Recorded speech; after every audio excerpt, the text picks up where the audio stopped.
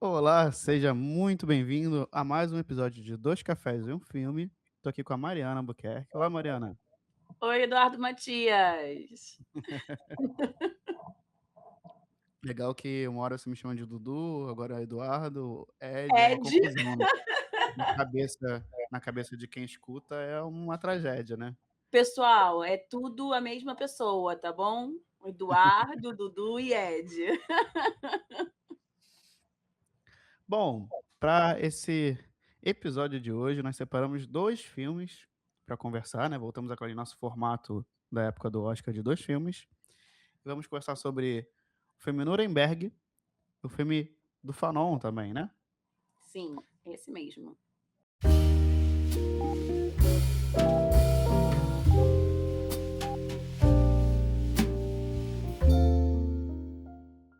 Bom, Nuremberg é um filme lançado esse ano, distribuído, estreou aqui nos cinemas no mês de maio, e ele conta a história de um psiquiatra americano que avalia líderes da Alemanha nazista aguardando o julgamento pelos crimes de guerra, né. Na direção nós temos o James Vanderbilt, que é apenas o segundo filme dele dirigindo, ele que também assina o roteiro, junto com Jack Ellerhei. E tem no seu elenco grandes estrelas, né, de Hollywood. Tem o Rami Malek fazendo o papel do psiquiatra, temos o Russell Crowe, Michael Shannon também fazendo o papel do juiz, do prosecutor ali, e, bom, Mariana, me diz um pouquinho o que você achou desse filme. Então, vamos lá, né? É, Eu não achei o filme de todo ruim, né? Mas sim, eu fui com muita expectativa, eu acho, né? Porque, como a gente já falou aqui na primeira temporada, eu sou formada em História, tenho doutorado na área, então eu fui esperando até um filme que trabalhasse talvez um pouco mais a questão histórica, né, do nazismo e do julgamento de Nuremberg. E ali a gente vê muito mais um conflito psicológico entre o psiquiatra e o personagem principal, que é do Russell Crowe, que é o Hermann Göring, né, que é uma das lideranças, uma das principais lideranças nazistas depois do Hitler. É, então o filme foca muito nessa dinâmica estabelecida entre os dois, porque como você falou, né, o Rami Malek, ele vai fazer essa personagem que é o psiquiatra, que é chamado, né, ele é estadunidense, ele é chamado ali por uma das potências que vencem a guerra, né, que é os Estados Unidos, junto com França, Inglaterra e a União Soviética, para compor esse tribunal a que se quer julgar os crimes de guerra perpetrados pelos nazistas, né? É, e o Rami Malek é esse psiquiatra estadunidense que é chamado para avaliar e compreender esses indivíduos que teriam perpetrado esse mal ali à humanidade durante esse momento da Segunda Guerra Mundial, né?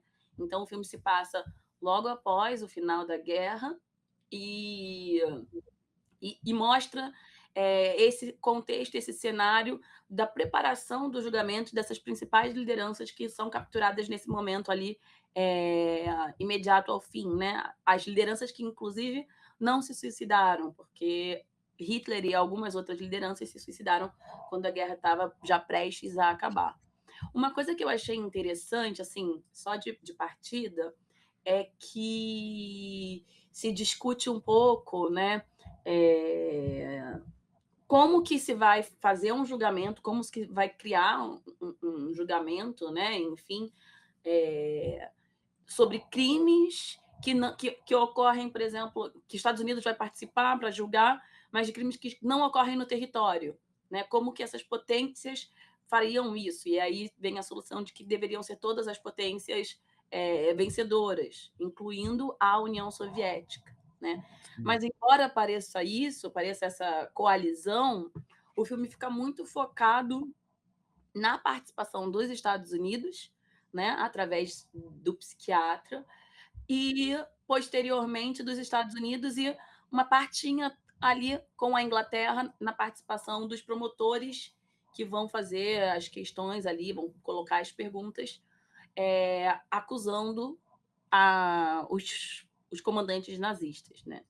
Então, assim, a fala ali da França, fala ali da União Soviética, os juízes aparecem ali, mas não, não desenvolve muito isso, né? Fica uma coisa meio Uhum. assim, abs- escondida um pouco, É, digamos assim, né? principalmente a União Soviética, né. Inclusive eles dão a Principalmente. entender que eles não sequer participariam. "Ah, conseguimos a União Soviética". Parece por um Uhum. segundo e depois não se fala mais sobre isso. Isso, então fica uma coisa bem en passant, assim, né?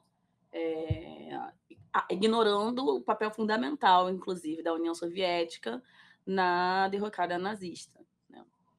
Bom, mas então esse só foi um ponto que eu achei interessante. Um outro ponto que eu também gostei bastante foi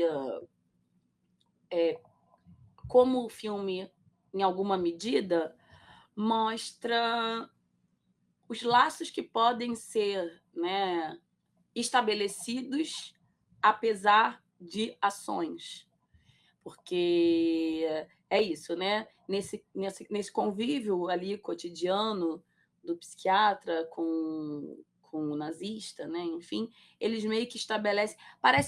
Parece um jogo de um com o outro, mas até o personagem do Russell Crowe, né? O Hermann Göring, ficcional, obviamente, vira para o psiquiatra e fala: em algum momento nós fomos amigos.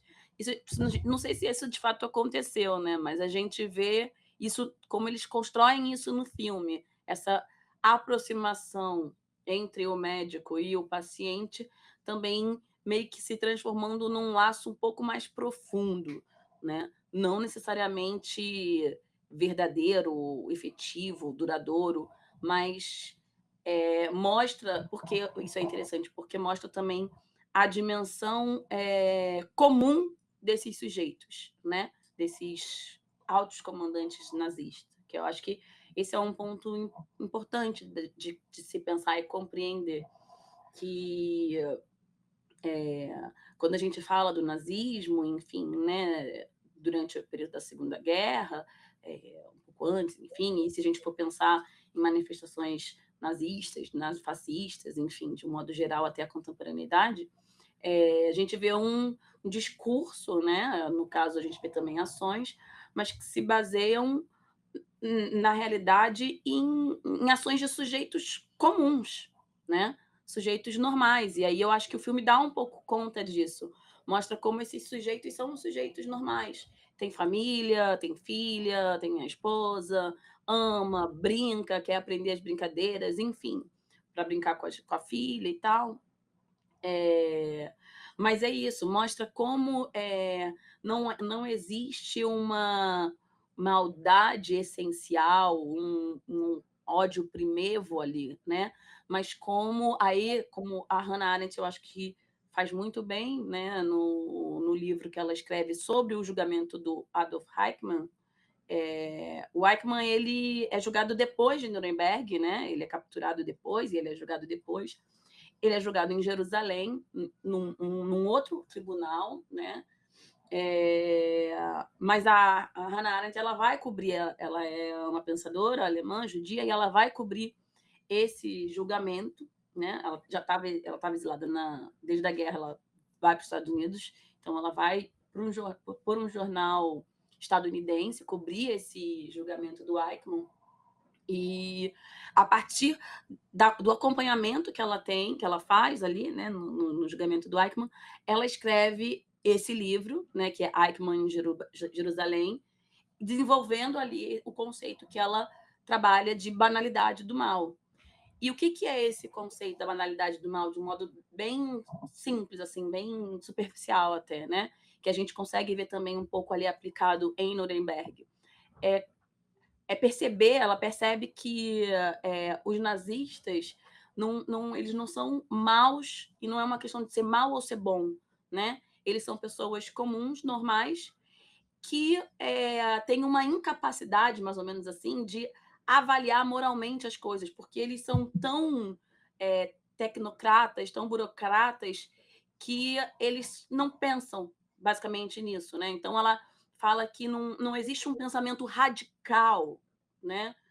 no sentido dessa elaboração do pensamento para uma maldade. Na verdade, esse mal, ele resta, ele existe no banal, tipo, nessa ausência de pensamento, na banalidade. Por isso que ela fala, é a banalidade do mal, né?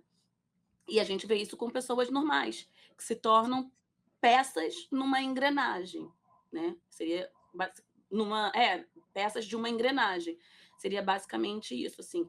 Isso eu acho que o filme Nuremberg consegue mostrar, não de uma maneira teórica, explicativa, como acontece no filme da Hannah Arendt, né? Porque tem um filme já de algum tempo atrás, eu acho que 2013 ou alguma coisa assim, talvez 14, 15, enfim, por volta dos anos 2010, que mostra justamente esse percurso que a Hannah Arendt faz a Jerusalém e pensando, escrevendo livros, acompanhando o julgamento do Eichmann, enfim, que mostra mais, sim, explicitamente como ela constrói esse sistema, né, essa teoria dela e tudo mais. O Nuremberg, eu acho que ele mostra isso mais sutilmente, né? Ele não traz esses conceitos para discutir, enfim, não aparece. Eu acho que isso não aparece nem nas falas do próprio psiquiatra, né? Eu não me recordo dele falar alguma coisa assim, tipo, ah, não, mas ele é uma pessoa normal. Ele fica Certo. tentando encontrar no indivíduo, o psiquiatra fica tentando encontrar naquele indivíduo alguma coisa que justifique aquelas ações, né? Que explique aquelas questões, aquela situação, né? E ele não consegue encontrar uma coisa assim, né? Um desvio, né? Ele não consegue encontrar um desvio. Tanto que no final, já vou fazer um corte aqui, já vou para o final, mas quando ele está dando a entrevista, né? Falando lá do livro dele, que ele escreveu e tudo mais, não sei o quê, nananã, ele fala que qualquer pessoa pode fazer isso pode acontecer com qualquer pessoa, em qualquer país, em qualquer época. Ou seja, já dando uma brecha para o que a gente Perfeito. vive contemporaneamente, né? Eu acho que o filme ele deixa ali naquele final essa brecha. Inclusive, eu acho que o filme poderia acabar exatamente nessa cena. Nem precisava falar que ele não ia mais ser entrevistado no segundo momento da entrevista, e, enfim, e sair ele chutando as coisas, tá? Não, não precisava. Uhum. Se acabasse nessa cena, para mim, Perfeito. seria perfeito, né? Mas, de um modo geral, assim, do filme, eu vi um pouco esses aspectos, sabe?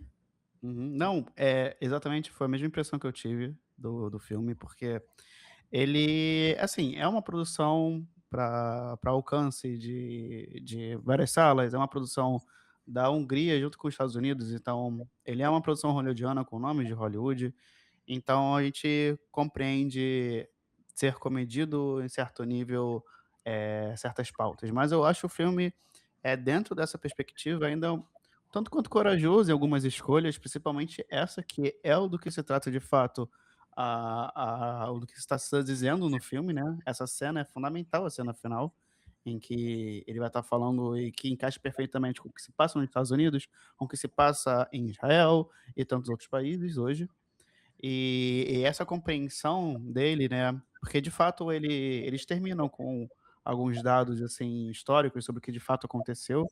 O personagem do Rami Malek, que é o psiquiatra, ele é chamado Douglas Kelly, ele de fato escreveu um livro, né, como mostra que ele estava produzindo um livro, Uhum. e ele realmente cometeu suicídio igual ao Herman lá, né, no Sim, antes de ser julgado. Ele também comete o suicídio da mesma forma que ele. E eu acho uma brincadeira que eles fazem, né, porque eles não tentam investigar como chegou a pílula lá pro Groening, mas eles claro. sempre estão brincando com uma ideia do personagem do Rami Malek fazer mágica e ele esconder as coisas. E no início do filme, quando ele chega a Nuremberg, né, onde estão os prisioneiros, ele recebe uma de cianeto também, ele recebe uma pílula do general lá. Então, assim, mas eu acho que o filme faz, algumas escolhas interessantes, principalmente quando eles no início do julgamento, que tem as cenas do campo de concentração, porque foi dedicado um bom tempo para essas cenas no filme. Sim, E seria muito simples, né, cortar, ter pressão de produtores de: "Não, vamos cortar essa cena aqui", tá longa demais, tá no é muito impactante, porque são cenas reais, né, lembra muito o Noite de Neblina, Sim, do diferente Reinhard. inclusive das cenas do julgamento, né, eles não mesclaram cenas do julgamento com julgamento real. Eles colocam em preto e branco, como se tivesse sido sendo transmitido, mas é o Russell Crowe que tá ali, né, são os atores mesmo. E as cenas dos campos de concentração, da ocupação nazista também, são as cenas de filmagens da época mesmo. Sim, exatamente. Então, assim, eu acho que são escolhas, que seriam surpreendentes. Acho que pra mim seria muito fácil a produção chegar e: "Não, tá bom, podemos mostrar alguns segundos e vamos cortar isso aqui que já tá demais". Hoje não, eles ficam um bom tempo mostrando os Sim, horrores bem dos campos de longo. concentração, e isso é fundamental, isso acho que é importante pra narrativa, porque num primeiro momento, é de fato, o personagem do psiquiatra no filme, né, eu não posso dizer sobre o livro, mas no filme ele chega a se afeiçoar com a figura do Do Göring. Göring.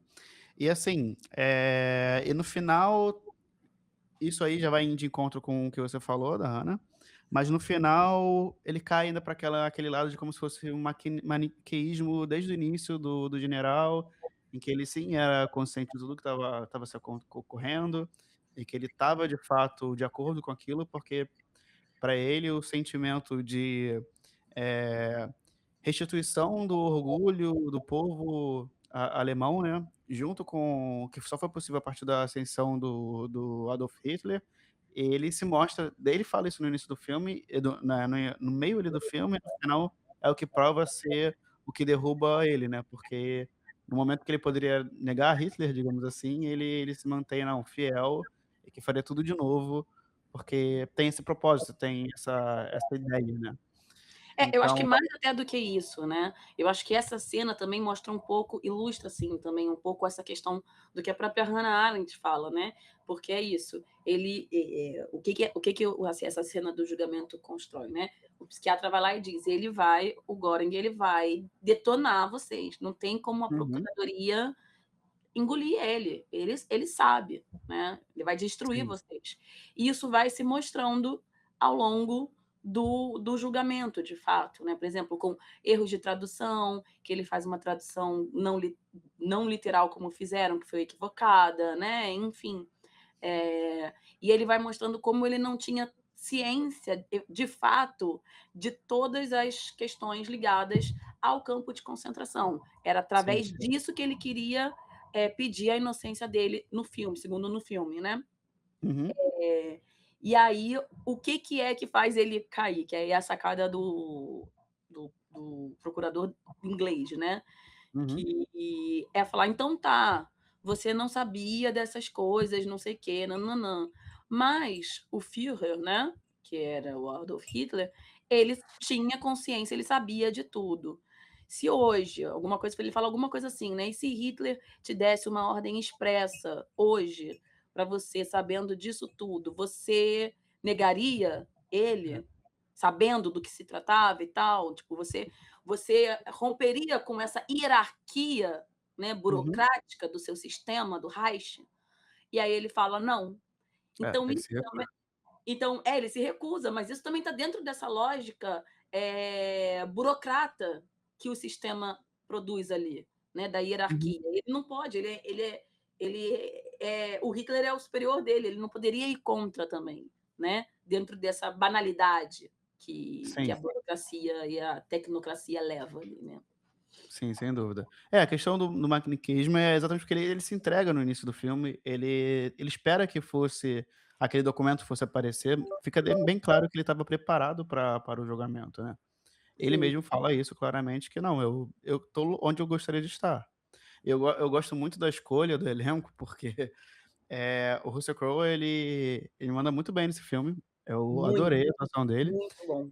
E aí você tem um personagem do Rami Malek que tá ali pra tentar desvendar essa figura, né, e o Rami Malek ele é a princípio ele é apresentado como se fosse alguém muito inteligente, né, ele percebe logo de cara que o Herman ele fala inglês e tudo mais, só que quando você vai ao longo do filme, e não à toa, tem essa diferença de acho que de nível de atuação de capacidade de atuar que o Malek tem do teto que o Malick tem e que o Russell Crowe pode entregar, que em todas as cenas você vê que, por mais que você ache que o Kelly, né, o psiquiatra tá à frente, ele tá muito atrás, ele tá sendo Engolido engolido a qualquer momento. em toda cena Uhum. ele é E engolido. essa e essa escolha dos atores é fundamental para isso, é fundamental para isso, eu acho isso incrível, eu gostei muito desse aspecto também do filme, né. E assim, é um filme que de novo, eu acho que realmente tem escolhas interessantes, eles citam da bomba atômica, ele cita da hipocrisia, né, do psiquiatra por ser representante dos Estados Unidos e ter cometido uma atrocidade também recente, né. Ele fala também sobre a bomba atômica em algum momento, joga na cara dele. Então, assim, é tudo muito com muito cuidado, né, e não é o foco, mas isso tá ali presente, né. Tá presente e faz esse comentário com a atualidade, né, com o que se passa em Israel, com o que se passa nos Estados Unidos. E assim, no geral, eu achei um filme super ok, não É, eu tenho acho que é isso, problemas né, com o ele. filme mostra e esse final eu acho que é um bom ponto, porque mostra justamente isso, né, que, assim, quando passa as cenas dos campos de concentração, enfim, né, e tudo mais, como você falou, que demora bastante tempo, eu lembro que na sessão que eu estava, o pessoal ficou meio que tipo assim: "Nossa", Uhum, sabe, tipo assim: "Caraca, meu Deus, eu não sabia". Tipo, pessoas que sim, sabem o que é o nazismo, mas que não necessariamente buscaram, né, imagens, vídeos, enfim.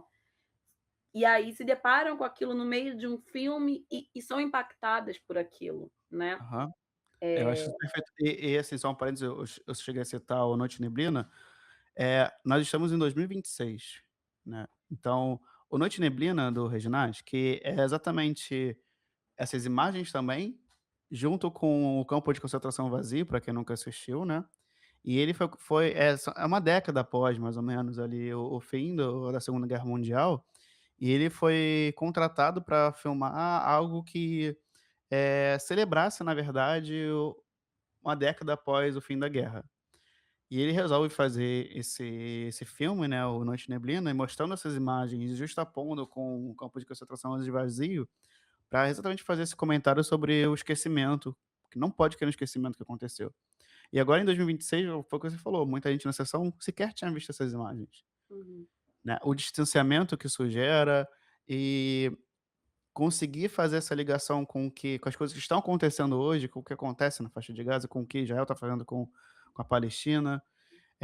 Enfim, você tem diversos exemplos que você pode, né, se conectar e esse exercício de memória é fundamental. Por isso que eu achei incrível ter um bom tempo dedicado para essas cenas ali no filme, no momento importante do filme, né.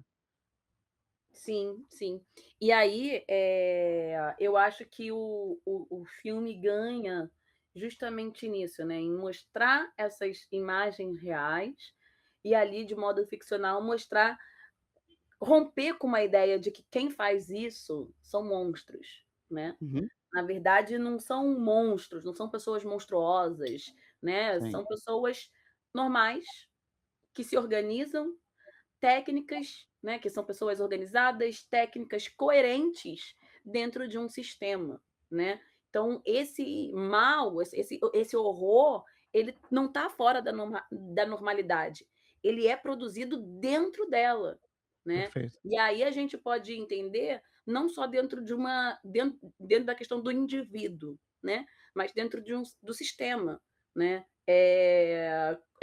É um pouco como o Foucault ele coloca, né, não é um problema do indivíduo que falha em pensar, mas existe um sistema que torna desnecessário pensar, né, ao produzir corpos dóceis, controlados, que não pensam, né, que funcionam, que obedecem e que executam. Então, sair, deslocar, eu acho que também o filme te faz eu acho que o filme fica um pouco ainda nessa camada do indivíduo, né, mas eu acho que cabe a gente fazer esse exercício que ele propõe no final, de deslocar desse indivíduo nazista para qualquer outro indivíduo. E aí se a gente desloca isso, a gente pensa em termos estruturais, em termos de sistema, não em termos da individualidade, do ser, né.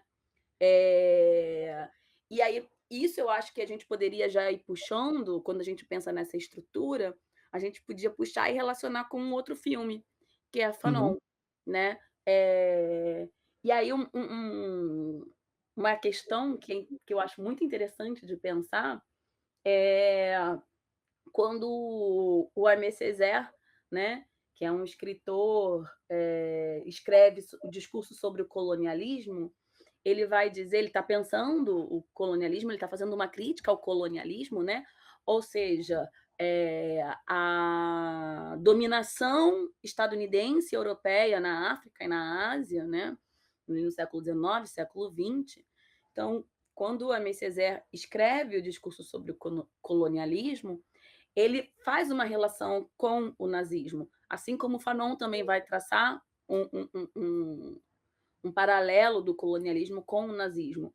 E o que, que uhum, o Césaire ele vai fazer? Ele vai mostrar que é um efeito bumerangue, que o nazismo é um efeito bumerangue, né?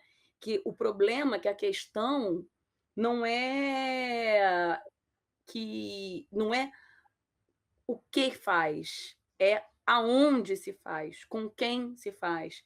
Porque ele vai mostrar que antes de ser vítima, a Europa, né, ela é cúmplice dessas engrenagens que tem ali no nazismo, como, inferiorização do outro, dominação de um sobre o outro, campos de concentração, execução do outro inferiorizado, desumanização do outro. A Europa, ela é cúmplice dessas práticas, dessa construção narrativa, né, na África e na Ásia, uhum. através do imperialismo do século XIX e do século XX, né. Então, o Césaire ele coloca isso, né. Antes de ser vítima, a Europa é cúmplice desse racismo, desses campos, desses extermínios, não é uma coisa nova. O que muda, como isso opera, já acontecia no colonialismo, nas colônias, né, nas colônias Perfeito. europeias e nas colônias estadunidenses. O que muda é aonde e quem vai sofrer com esse sistema, com essa estrutura, né.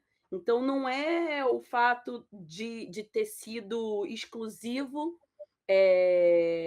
operando só, não é o nazismo operando só ali na Europa, é justamente porque essas engrenagens do racismo, da inferiorização do outro, de campo de concentração, de extermínios, né, de uma estrutura, burocrática que vai dominar outros corpos e, legislar sobre outros corpos, né, decidindo inclusive quem vive, quem morre, ela já acontecia nas colônias. E quando ela acontece na Europa, é que eles falam isso, quando a Alemanha coloca isso, traz essa operação para a Europa, desloca isso para a Europa, quem passa a sofrer, então, não é mais o africano, não é mais o asiático, não é mais o colono americano, é o próprio branco europeu. E isso que cria essa questão moral ali no centro do nazismo na Europa, né?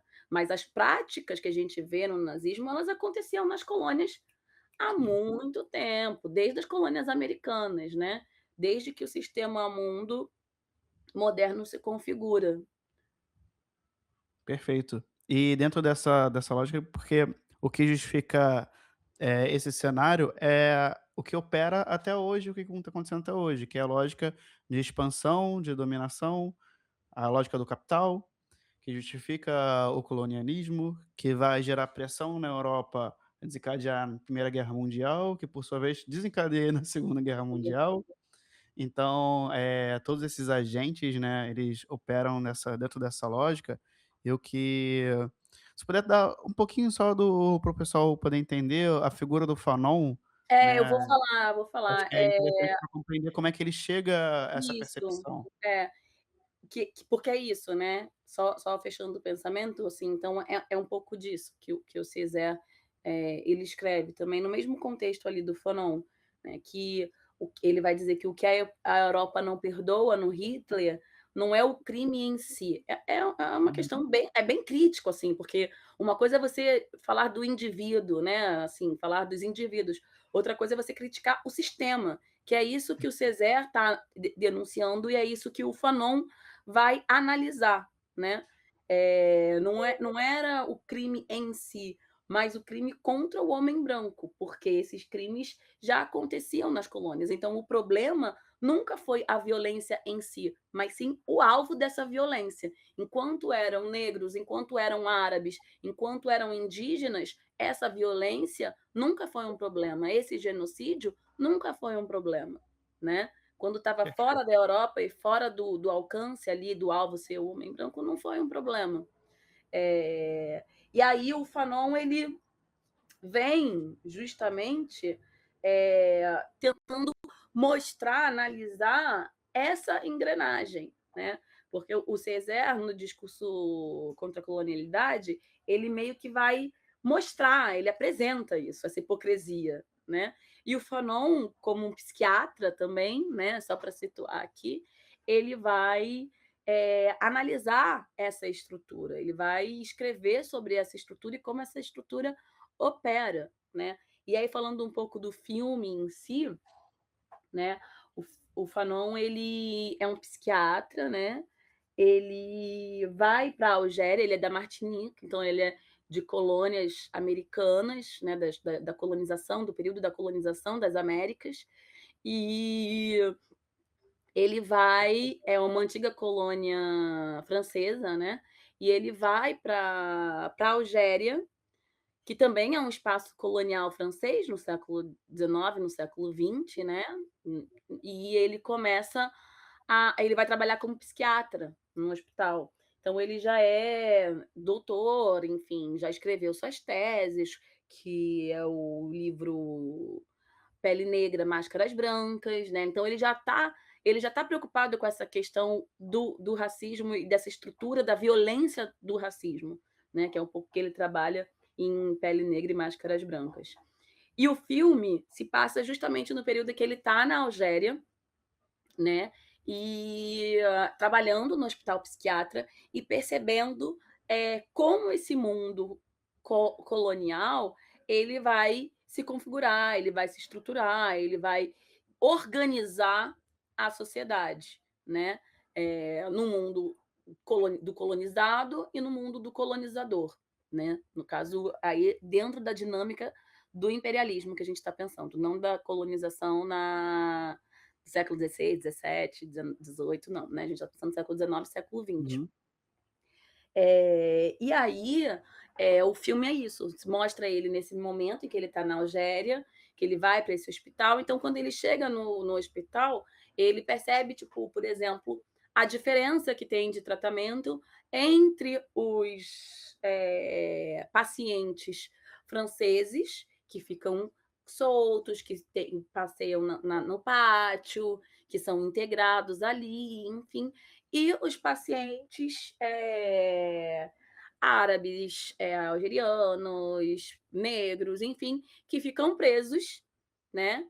Que ficam acorrentados, porque ele percebe que isso é justamente uma dessas estruturas, né? Parte dessa estrutura que divide esse mundo, né? Que é o europeu ali, no caso, né? Os franceses são homens, os outros não são homens. Então ele já percebe essa descaracterização da humanização, né?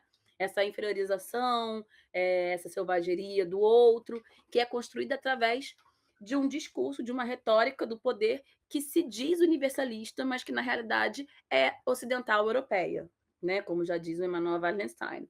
E aí ele está lá e ele começa a perceber e anotar sobre isso. O filme pega o período que ele está na Argélia e que ele vai escrever outro livro muito conhecido dele também, que é Os Condenados da Terra, né? Então ele já escreveu Pele Negra, Máscaras Brancas, ele já está na Argélia e aí ele percebe que a civilização europeia, né, e esses ideais universais da civilização europeia, ditos universais, da civilização europeia, na verdade, ela é inseparável da violência colonial, né? Ele mostra como a Europa ela é a criação desse mundo colonial, porque sem a exploração das riquezas e das pessoas desses espaços, né, ditos, se a gente pensar dentro da teoria sistema mundo do Wallenstein também, periferias aos centros, né, onde seriam esses centros hegemônicos do capital, do capitalismo, é, é essa violência colonial e essa exploração desses espaços que molda e que funda ali essa Europa rica, né? Essa riqueza da Europa, que se diz, então, o lugar onde é civilizado, onde há civilização, do progresso, do moderno, né? E que compartilha e que se constrói discursivamente como a detentora da regulação de direitos universais, como justiça, liberdade, paz, né? Eu estou falando aqui, eu estou vendo você aí pensando que isso é, inclusive, hoje em dia, né? Sim. Por isso que eu fico, assim, eu gostei um pouco de Nuremberg, mas eu acho que o Fanon, né, o filme do Fanon, como mostra a estrutura, né, como mostra as reflexões dele, assim, vendo essa estrutura, ele é mais radical, né? A proposta é mais radical. E engraçado que a sessão que eu fui, teve uma participação do diretor, e ele falou que esse filme já estava demorou 8 anos para ser produzido, que ele foi escrito não foi em tempos de escrita, né, o roteiro já estava escrito, ele escreveu rápido, enfim, mas demorou tanto tempo para conseguir patrocinadores para produzir, né. Então a Uhum. dificuldade foi de encontrar aí um patrocínio, porque No Limite é isso, é um filme mais radical, porque mostra, né, essa civilização europeia inseparável, perdão, da violência colonial e como essa violência colonial se constrói, define o mundo ali em dois, esse mundo colonial em dois, né? Dois espaços, duas humanidades, uma desprovida, inclusive, da sua humanidade, né? E aí ele mostra, eu acho que uma coisa interessante que o filme vai mostrar, que é o que ele vai também desembocar na vida dele mesmo, é como essa dimensão não não é apenas psicológica, né, que ele está ali pensando a princípio num nível da psiquiatria e da psicologia humana e tudo mais, e depois mostra como isso é estrutural, né, não é a nível da psicologia humana, a nível do indivíduo, mas como isso faz parte de uma estrutura, que vai moldar esses sujeitos a ela, né. Essa estrutura vai produzir esses sujeitos, tanto esses sujeitos dominadores, quanto esses sujeitos dominados, né. E, o que eu achei interessante é que vai mostrar no próprio filme como o Fanon vai perceber e vai fazer a crítica dele, né, que romper com essa estrutura dessa violência colonial, não há outro modo que não pela violência. Então tem um contraponto aqui, à própria ideia europeia de combater a violência através do julgamento, né, de indivíduos, por exemplo, com Nuremberg. A ideia do julgamento em Nuremberg é punir esses indivíduos por essa violência, por esses crimes, né, de genocídio, né, de uma expansão territorial descomedida, atrelada a essa violência contra o outro, né, mas o Fanon ele vai mostrar que, essa violência ela só é rompida com a violência, através da violência. Porque No Limite, o que Nuremberg faz ali é um pouco julgar indivíduos para botar um ponto, fizemos aqui, né, Uhum. fizemos algo aqui, mas eles fizeram algo pontual, é um ponto mesmo, eles fizeram algo pontual, eles não rompem com a estrutura que faz essa prática da violência ali, do nazismo, que a gente vê, por exemplo, na experiência colonial, continuar. Eles não rompem com a estrutura ela continua, né. É. Então, o Fanon ele Inclusive mostra eles falam que: "Não, a gente está aqui para poder dar um ponto final para que esses absurdos não se repitam", mas eles continuam propagando depois da Segunda Guerra Mundial ainda esses na esses cá. esses esses absurdos não se repitam, aí a gente volta ao MSZR, né, aqui na É Europa, eles. aqui com o branco europeu, porque nos Uhum, outros espaços é o outro, né. Então isso também está muito alinhado a essa construção narrativa, né, discursiva do sujeito ocidental e do sujeito o outro. No caso, a gente pode se a gente for pensar com o Eduardo Said, né, dentro do orientalismo, que o Oriente ele não é esse espaço que a gente conhece, isso não é um espaço real, né? É uma construção narrativa, é uma invenção do Ocidente, que vai, a partir de um discurso que vai organizar, hierarquizar e legitimar a sua dominação colonial, vai construir um outro que é inferior e que, portanto, pode ser subjugado à sua identidade, né? A sua uhum, identidade como ocidental, europeu, obviamente, né? Que a gente está falando aqui do Ocidente europeu, né? perfeito. E É uma coisa que a estadunidense gente também, no século XX, os Estados Unidos entra nessa seara, né? Então é um ocidental europeu e estadunidense. perfeito. Inclusive, uma coisa que justifica a capacidade dessa produção de poder, inclusive de ter dificuldade de financiamento, é uma produção que ela não tem coprodução com os Estados Unidos, diferente de Nuremberg, que é uma produção super hollywoodiana da Hungria com os Estados Unidos.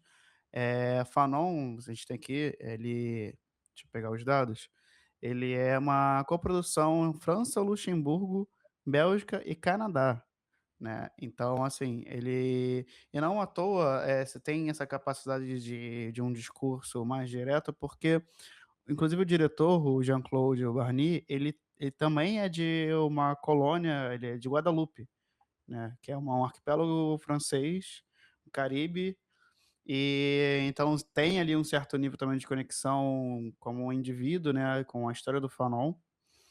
E foi um detalhe que é legal é porque, assim, demorou 8 anos para conseguir financiar e finalizar o filme, e o filme estreia, exatamente no centenário do Fanon, né, que é 2025, ano passado.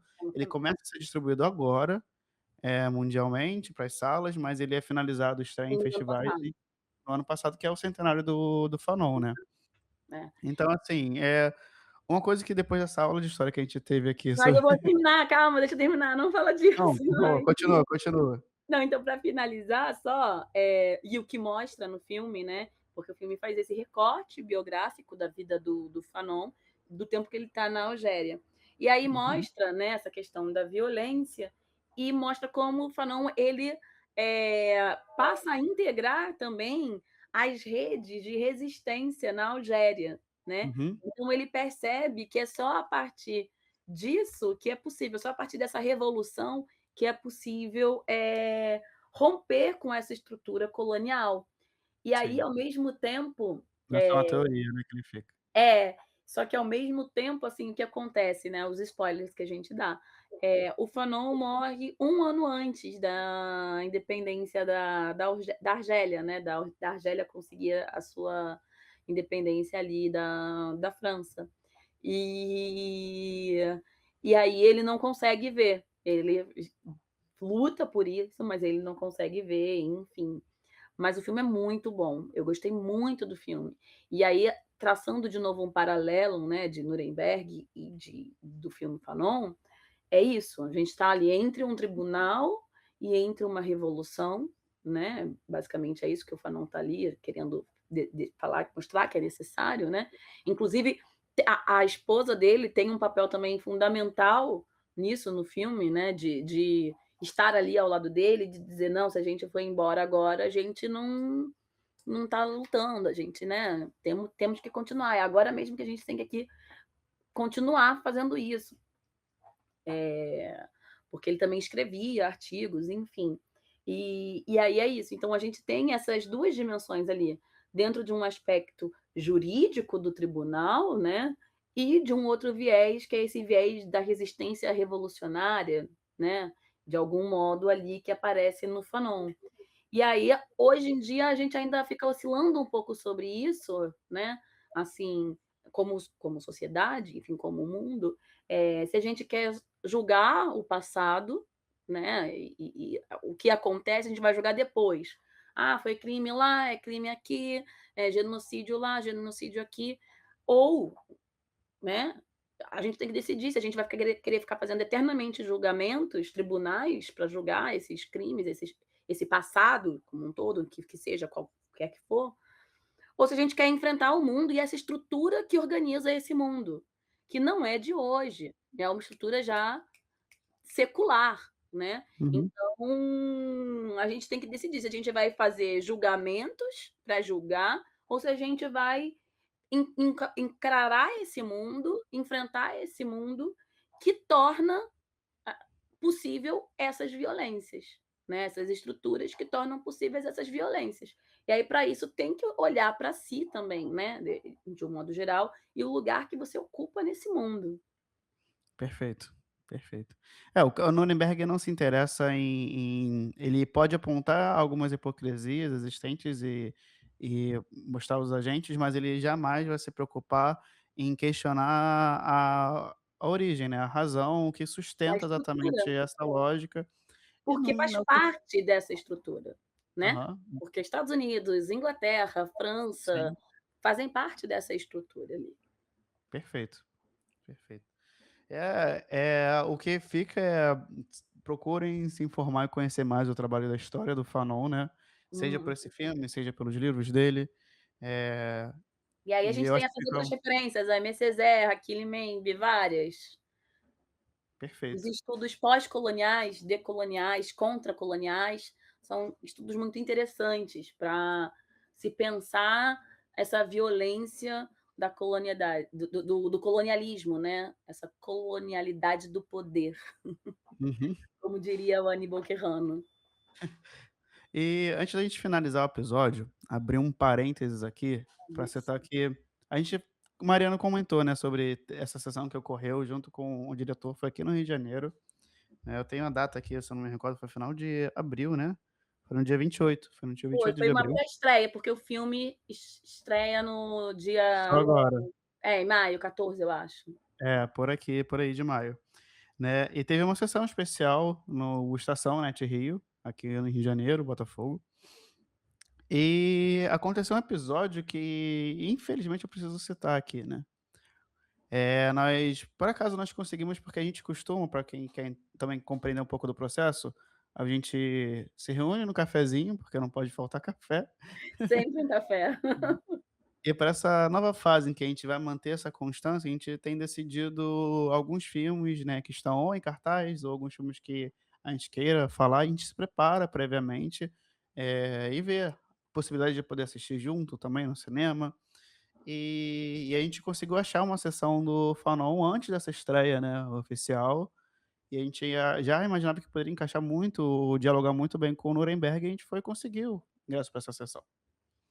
Mas infelizmente, e aqui eu quero até deixar, eu não sei se a gente tem o maior espaço de alcance possível, mas o direito de resposta sempre está aberto aqui para quem Aberto. quiser, mas ocorreu um episódio em que quem estava por trás da organização dessa exibição, né, não fica muito claro o nível do envolvimento do Estação, ou se eram pessoas que estavam ali na produção, na distribuição do filme aqui no Brasil, mas foi caótico o que aconteceu, porque foram vendidos os ingressos e quando a gente chega no local, ele estava totalmente ocupado, os locais não foram respeitados, tiveram que abrir de emergência uma outra sala, teria conversa com o diretor que só foi possível tê-la após o término da segunda sessão, que começou já com muito atraso, né.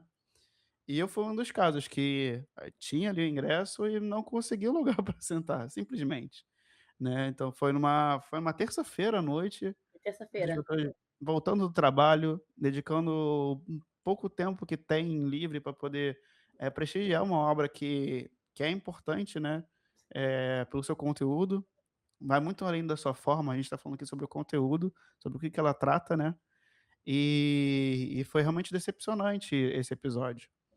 E aqui a gente fala isso para que é fundamental que quem produz acesso à cultura, tenha esse dever de responsabilidade com o espectador, né, porque o que aparentemente ficou é que convidados, o foi vendido mais ou convites foram dados a mais do que tinha de capacidade da sala, e ficou aquele caos, né. E é uma impressão muito ruim que fica. Apesar do o Estação, né, eles terem sido muito solícitos em tentar resolver a solução, até falei peguei um voucher para assistir um outro filme um outro dia, mas eu até fiquei meio impedido de comentar aqui em silêncio É, sobre eu ia falar isso, né, Fanon, você ficou exatamente sem por poder isso. falar, porque não teve cadeira, não teve espaço para você sentar, Eu você ficou fui pronto, impedido.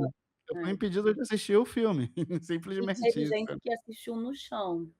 Gente assistindo no chão, em cadeirinha extra de plástico, então assim, eu acho importante fazer esse comentário, né, A nível de e organização mesmo, né, é é quem um tá é fazendo quem que pensou o evento, a nível de organização de quem pensou o evento mesmo, né, sim, nesse é um nível sentido. de reflexão, de compreender a importância, a dificuldade das coisas. Acesso à cidade é muito difícil. A gente falando de uma terça-feira à noite na zona sul do Rio de Janeiro. Sim. Já é um cenário extremamente elitizado para poder ter acesso a uma sessão como essa, né. Um filme que não tem uma distribuição tão ampla assim, ele não vai estar, num cinema de shopping, por exemplo. Não, dificilmente. Então assim, é claro que nada foi feito de forma, né, maquiavélica, como a gente está dizendo aqui, não é É, isso, não não. não é proposital, né. E aí eu acho Não que é talvez uma coisa proposital. até interessante, porque talvez possa ter convidado mais pessoas, né, ou pensado em abrir, vender mais um ingresso. Não sei o que aconteceu, a gente não sabe o que que aconteceu, né. É, de fato, por isso que a gente disse aqui que está aberto para É. quem está envolvido Mas quiser talvez seja falar. interessante também perceber a potência do filme, né, e não menosprezar a potencialidade do filme, porque é Sim, isso, foi numa terça-feira, talvez tenha se convidado mais pessoas, porque, talvez 20 pessoas não de 20 venham 3 e aí a gente está com 20 lugares, então se sim, convida mais, aquela coisa meio que acontece, né, em festa que a gente faz, assim, um pouco, faz uma margem para cima, só que é isso, e aí você desconsidera toda a potencialidade de quem é Fanon, do contexto que Fanon está inserido, do discurso dele e de um filme que vai falar, discutir isso tudo, né. Então o cinema estava lotado, abarrotado, era sabe. lindo ter visto o Estação lotado, ocupado dessa forma, Inclusive né. estava lá Antônio Pitanga. Aham.